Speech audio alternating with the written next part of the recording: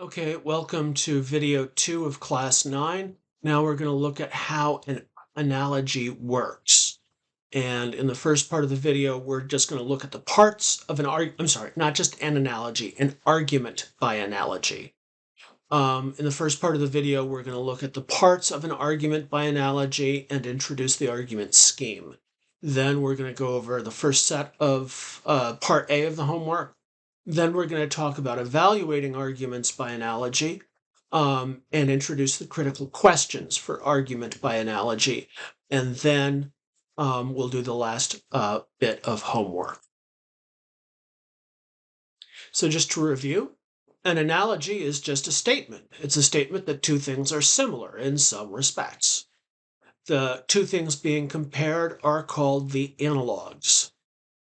So we had this example here. A prime minister is like a president. The prime minister is the first analog. President is the second analog. And there's some implicit similarities. Both run the executive branch of government. Both are elected. An argument by analogy is an inductive argument that starts from the premise that some things are similar in some ways and infers the conclusion that they are similar in other ways. Okay, and so we introduced this example argument. Rats are biologically similar to humans in that both are mammals and have similar tumor-suppressing genes. Saccharin causes cancer in rats, therefore saccharin is likely to cause cancer in humans too. And the "is likely" there lets you know that this is an inductive argument. Okay, so we put that in standard form. It looks like this. Now I want to talk about some parts that are going on here. We said of this argument. We said that an argument by analogy always has an analogy has two analogs. Now we're going to identify different kinds of analogs. The reference analog is the side of the comparison that is already known. By contrast, the target analog is the side of the comparison that you are trying to make an inference about. So take a look at this argument.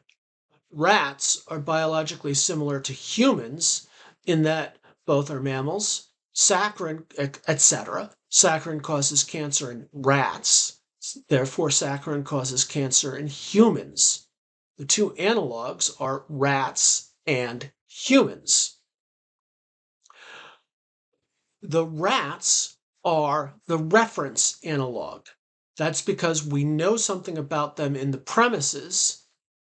The humans are the target analog, and that's because we infer something about them in the conclusion.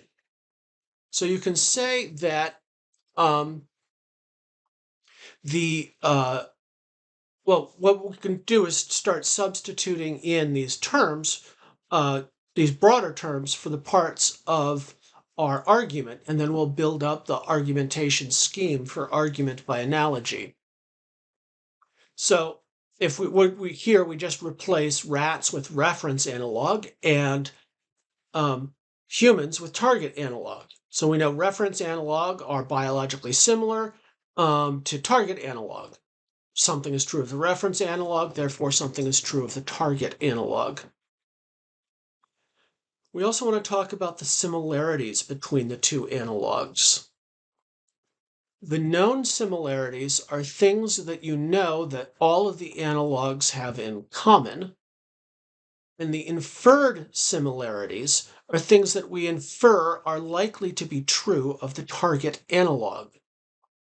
So that gives us our full representation scheme when we substitute in the kinds of similarities, the argumentation scheme when we substitute in the kinds of similarities. So reference analogs are similar to target analogs in that both have known similarity.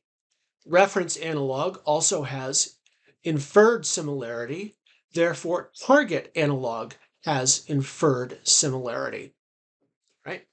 So all we've done there is taken general names for the things that were in the previous argument. Rats, humans are biologically similar. Um, uh, saccharin causes cancer in them. All right, those are the two things. So the reference analog, just to summarize, is the side of the comparison that is better known. The target analog is the side of the comparison you are trying to make an inference about. This is just standard for animal experimentation. You experiment on animals because you can know them, and then you infer something about them in humans. The known similarity is the thing that you know the analogs have in common, and the inferred similarity are the things that we infer are likely to be true of the target analog. Okay, so let's take a look at a couple more examples. Lorain County Community College, Cuyahoga Community College, and Lakeland Community College are all two-year schools in Northeast Ohio. That's premise one. Premise two, Tri-C and Lakeland both offer critical thinking courses. Conclusion, LCCC offers a critical thinking course. So let's just push this down and we can start introducing the parts of the argument. The reference analogs are Tri-C and Lakeland. These are the two colleges that we know something about. The target analog is LCCC. The known similarity is the similarity in premise one, are two-year schools in Northeast Ohio. The inferred similarity is the similarity that's in the second premise and the conclusion, that they offer critical thinking courses. All right, let's try one more and then we'll go to the homework problem set. Oh, and that one slides down automatically. Bill Clinton and Ronald Reagan were both born on planet Regulus 5 and both are gray space aliens. So it's another silly example. Bill Clinton eats babies, therefore Ronald Reagan eats babies. Ate babies. The reference analog is Bill Clinton. The target analog is Ronald Reagan. The known similarity, not really known, are that they are gray space aliens, and the inferred similarity, which isn't really true, is that they eat babies.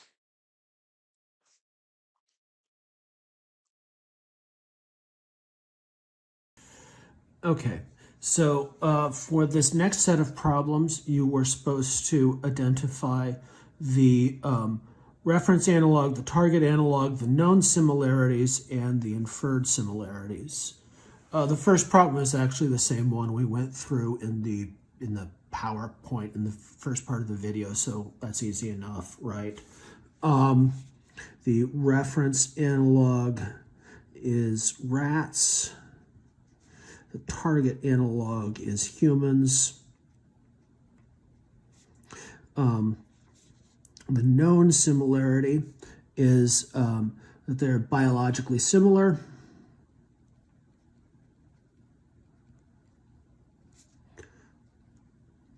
Importantly, they both have the same tumor suppressing gene that if it mutates, then you get cancer. And then the inferred similarity can develop cancer from saccharin.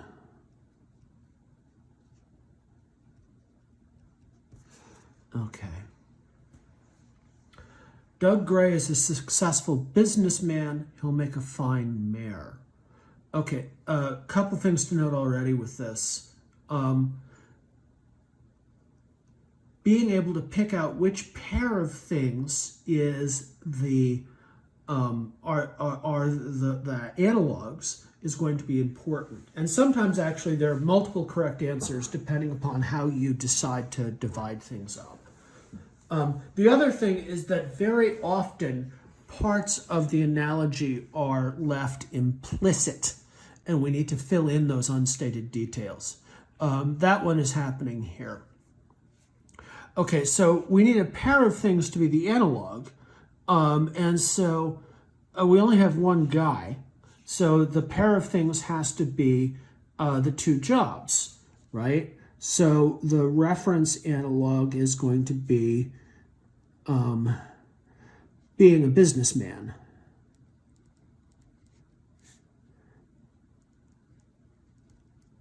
Just like the job of being a businessman. And the target analog is being a mayor.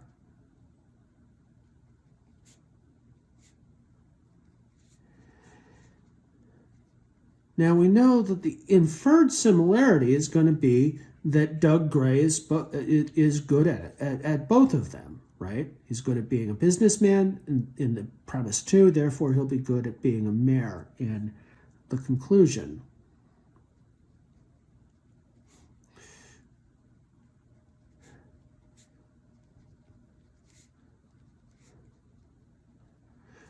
But what is the known similarity?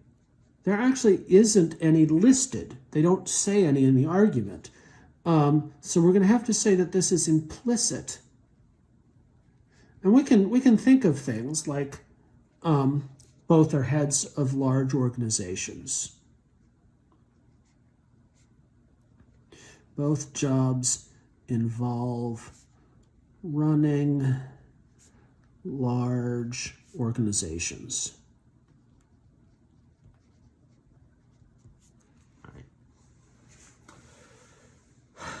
Okay. Jeb Bush is popular in Georgia. He'd be just as popular in Alabama, since most states in both voters are Southern conservatives. So again, what you want to do is look for the opposing pair here. So that's going to be Georgia and Alabama. So the reference analog is Georgia. The target analog is Alabama. And again, the inferred similarity is that Jeb Bush is popular there. That's the one that appears in the conclusion. This is the conclusion right here.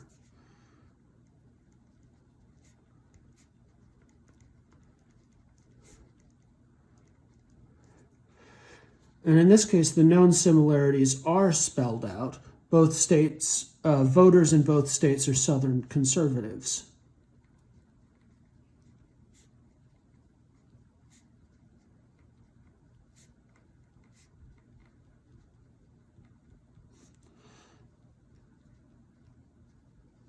I didn't write this problem. I don't know if being Southern is actually crucial to voting patterns in the way that being conservative is. Okay, so that's the first three. I'm going to do one more, and you can check the rest on your answer sheet. Abortion means killing a live person. If abortion is wrong, then so is capital punishment. Actually, this is listed as a if-then statement, but it's really going to be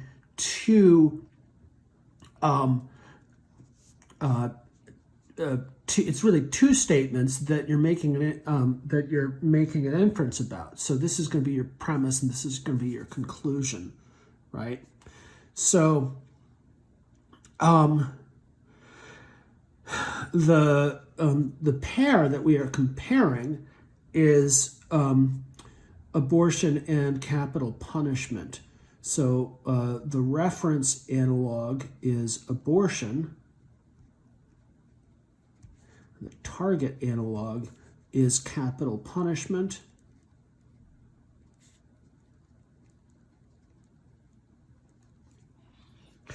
And so this is going to be your inferred similarity, that it's wrong.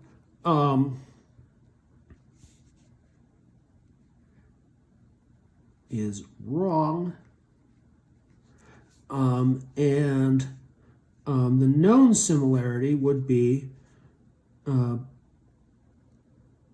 is killing a live person. Again, I didn't write this. I don't know what the word live is doing there. It's not like you can kill dead people. Okay, in the previous part of the video, we looked at the argumentation scheme for argument by analogy. And remember, the argumentation scheme is a style of argument has established virtues and drawbacks and a set of critical questions that we can ask and reply. So it's we take the standard form of an argument and then we make it more specific for a kind of style of argument. And then once we do that, there are established ways that the argument is good or bad. So the argumentation scheme for argument by analogy looked like this. You had two premises. The first asserted that the reference analog and the target analog share a known similarity or set of known similarities. The second premise says that the reference analog has the inferred similarity, and the conclusion says, therefore, the target analog has that inferred similarity. So the critical questions, just to refresh your memory, are questions you should ask once you have analyzed an argument by putting it in standard form. And there are going to be some questions that go with any argument and other questions that only go with certain forms of argument. So the questions that we said would go with any argument are the premises true or at least plausible? Do the premises support the conclusion at least enough for this context? And has any relevant information been omitted from the premises? We should ask this whenever we encounter any argument. There are additional questions we can ask when we encounter an argument by analogy. How many reference analogs are there? So in some of my examples, there's just been one. In others, there have been multiple. And having more is generally better. How diverse are the reference analogs? If they're actually more diverse, that's good, because that shows that anything with these similarities is likely to have these other similarities. We also want to count similarities. We want to know how many of them there are, and we want to know whether they are relevant.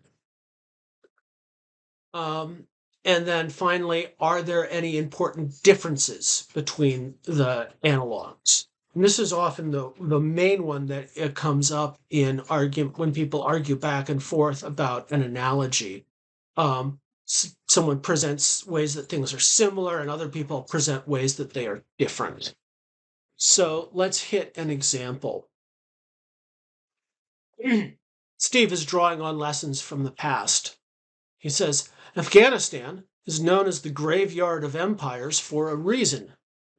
The Soviet Union invaded in 1979, but was unable to control the country. The British Empire fought 3 wars in Afghanistan and lost every one. In older times, neither Genghis Khan nor Alexander the Great was able to control the Afghan population. The mountainous terrain is too difficult for outside armies to handle. The United States would be foolish to think an invasion of Afghanistan would be anything other than a quagmire. So let's start by putting this in standard form.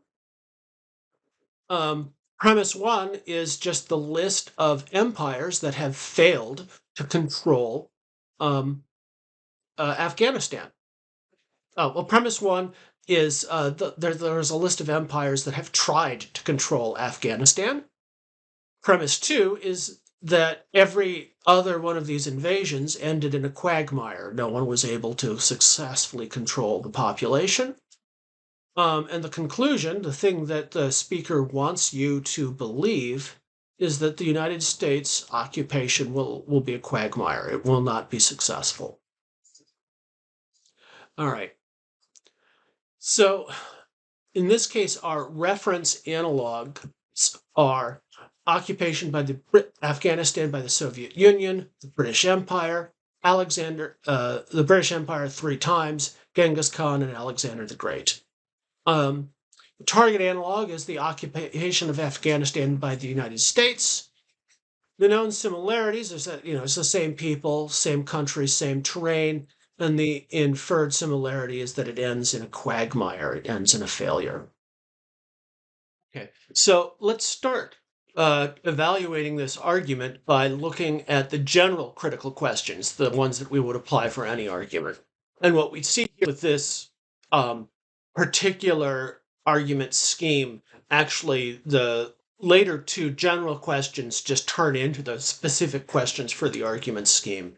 But hang on, let me just run through them first. So first off, are the premises true, or at least plausible? Basically, yes. I honestly don't know much about Alexander the Great and Genghis Khan, the ancient occupations, but the British wars and the Soviet war in Afghanistan are both well known, well documented. Do the premises support the conclusion? Well, this is actually the subject for questions 1 through 4 of the critical questions for argument by analogy. So we'll get to those in a second. And similarly, has any relevant information been omitted from the premises? Well, this is really question 5, right? So let's take a look at those, right? So the critical questions were the number of reference analogs, the diversity of reference analogs, the number of similarities, the relevant similarities, and any possible differences. So the first 4 of those are about how much the analogy winds up supporting the conclusion, given that the premises are true. The final one is really just looking for missing information. And in this case, the missing information is going to be possible disanalogies, differences between all of these different military occupations of Afghanistan. So let's look at the first 4 first. So the number of reference analogs. Basically, there are a lot. There are either 4 or 6, depending on whether you count the British as one effort or 3. You could also say that the earlier efforts, the really ancient ones, are too distant. We'll get to that in a second. So there's the diversity and then the number of similarities. Our set of analogs becomes really diverse if we go ahead and include the experience of the armies of Alexander the Great and Genghis Khan in Afghanistan. However, because they become more diverse, you actually start losing similarities. You're at this point dealing with a very different culture at the time, right? I mean, these would be pre-Islam, for instance. And that sort of thing. And again, I also don't even really know much about those. So we do, though, it looks like we've got some a pretty good set of recent analogs that are fairly diverse.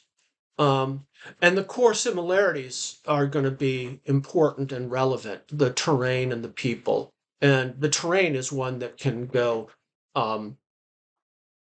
back to the ancient occupations as well. And it's often blamed for the difficulty in foreign occupations of Afghanistan. But what about possible differences? Well, actually, when the invasion of Afghanistan was launched, a lot of these were mentioned and emphasized a great deal. Technology is one. Obviously, there's a huge difference between the technology today and ancient empires like the Alexandrian Empire or the Mongol Empire. But it was even suggested that there are big technological differences between the United States now and the Soviet Union when the Soviet Union occupied Afghanistan in the 70s.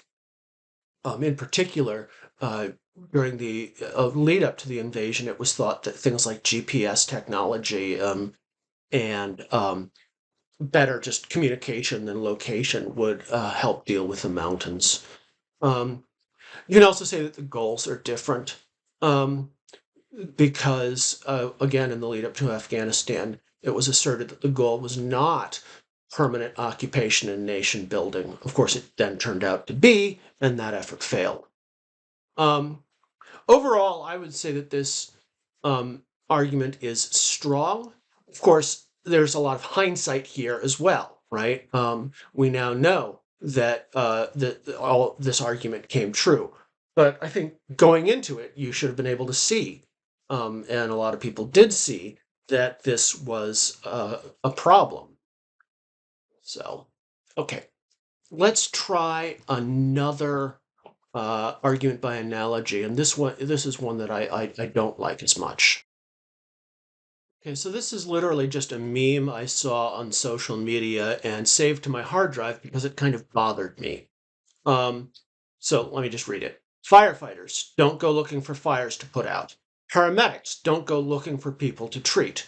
Police shouldn't go looking for people to find and arrest. If we need you, we will call.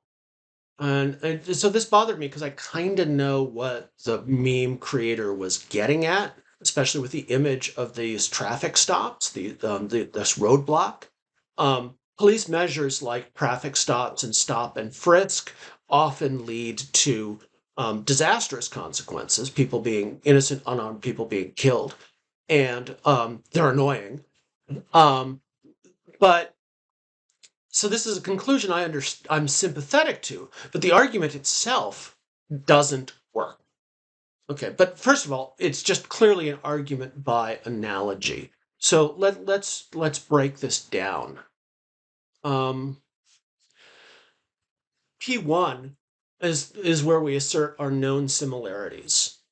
Police officers, firefighters, and paramedics, these are all first responders, right? We're used to lumping them together.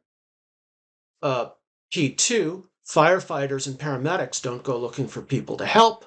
Conclusion, police shouldn't go looking for criminals.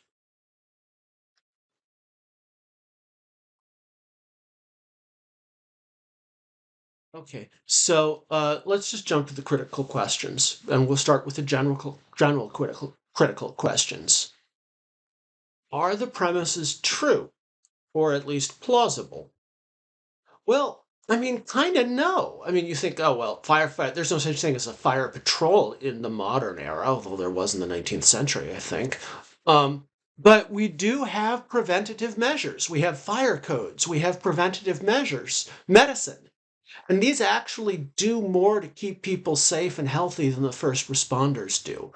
Like they say, an ounce of prevention beats a pound of cure.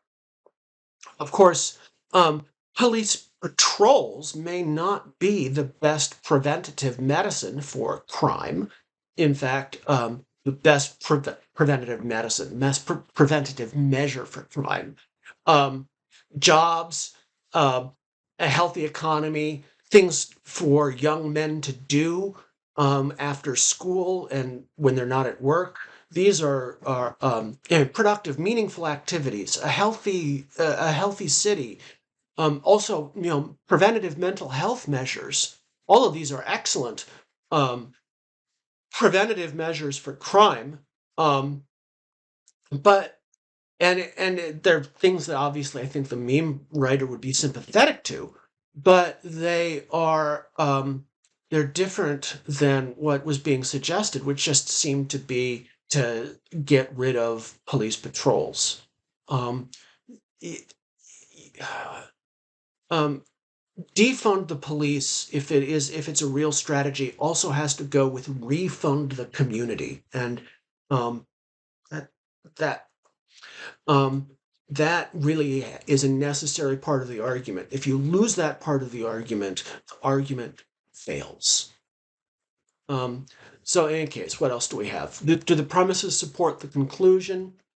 Again, This kicks us over to questions 1 through 4 that are specifically about argument by analogy, and has any relevant information been omitted from the premises? And this again will take us to question 5. So let's look at the first responder's argument. And again, I'm just not sure that P2 is true, and that, I think, undermines a lot right away. We want to look at the number of reference analogs, 2.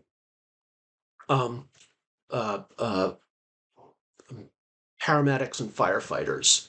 The diversity of them. Yeah, they're very diverse.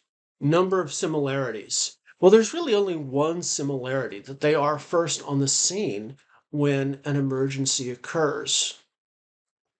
The relevance of the similarities. Well, this one similarity is not particularly relevant. So although we score well in the diversity category, we lose out because we no longer have those core similarities that actually make the argument functional. So I don't think the premises provide, even if they were true, provide much support for the conclusion. And then you have to ask about relevant differences, which means, what information is missing. Well, I mean, the standard argument here is that police can deter crime. And firefighters don't deter fires, and paramedics don't deter injuries, right? The police are regarded as a preventative measure, even if they're not necessarily the best one. Also, criminals purposefully hide in a way that fires and injuries don't. Although I suppose you could say that diseases purposefully hide. I mean, they're evolved to hide their symptoms for a while, which is why we have tests and screenings. But again, preventative measures are good. I feel like part of the reason why this analogy doesn't work is that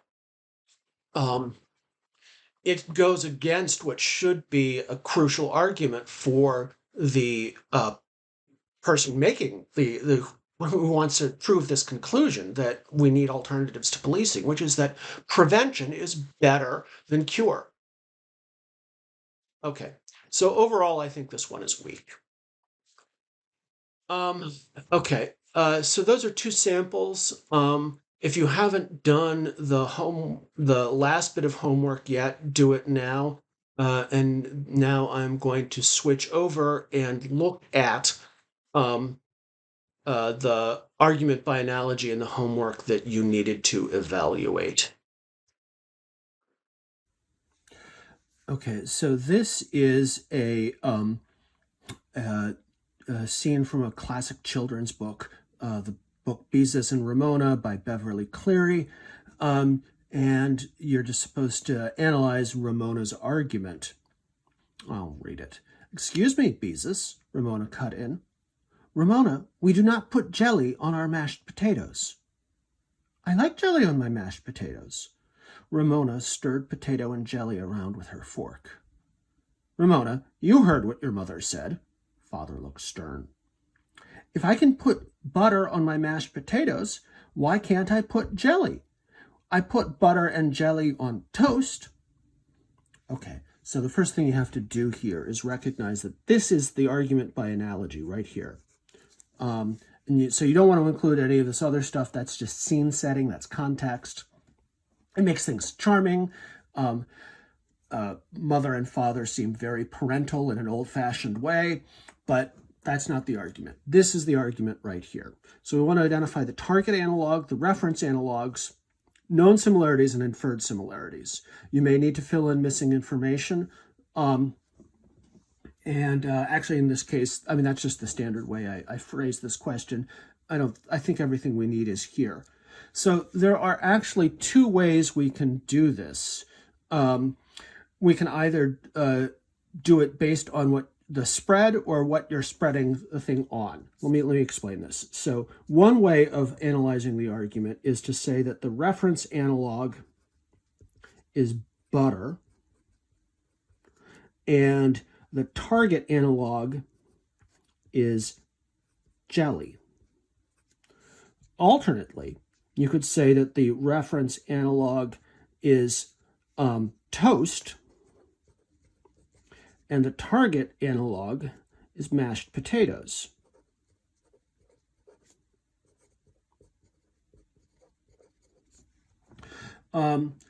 Either way, once you pick that initial thing, your known and inferred similarities get fixed, right? So if the reference analog is butter, then you say that the known similarity is that it goes on toast.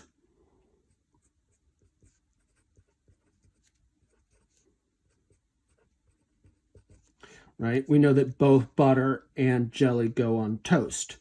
The inferred similarity is that they should both go on mashed potatoes. It goes on mashed potatoes. And then if we make toast and mashed potatoes the analogs, then everything is just reversed. The known similarity for toast is that you put both butter and jelly on it, and the am I doing this right? I'm sorry. The known similarity is that you put butter on it, and the inferred similarity is that you put jelly on it.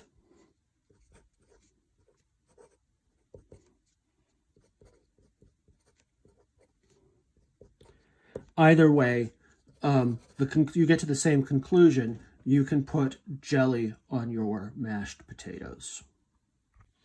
All right, now let's look at the standard form.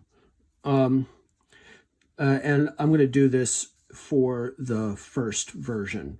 So if the analogs are butter and jelly, premise 1 is butter and jelly are similar in that you put them both on toast. P2, you can put butter on mashed potatoes. Conclusion, you can put jelly on toast. And the way I wrote this, actually, I have the standard thing where I ask you to assess the truth. Obviously, these are both true. So the first critical question for any argument, are the premises true? We've cleared. And so now we just go to the second 2 critical questions for any argument, which become the specific questions we want to cover for arguments by analogy. So, number of similarities. One similarity. That might be enough in this context.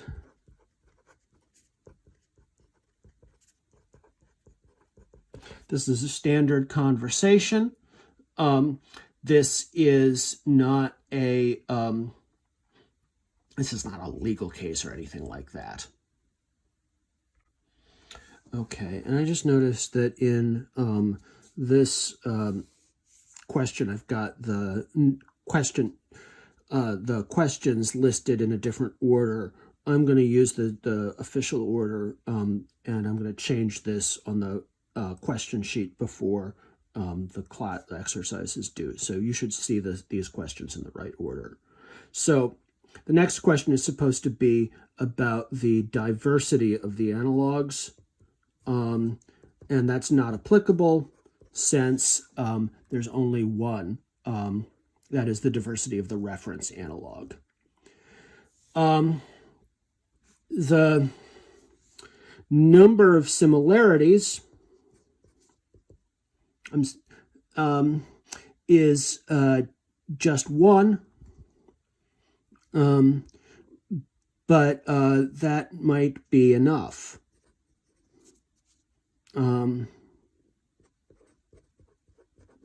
Enough in this context. Relevance of similarities, they're relevant. Possible differences, well, jelly is sweet and butter is savory. I don't actually think that's all that important, though. I mean, we mix savory and sweet all the time. So, seriously, just let Ramona put jelly on her mashed potatoes. This argument is strong. Kids 1, parents 0.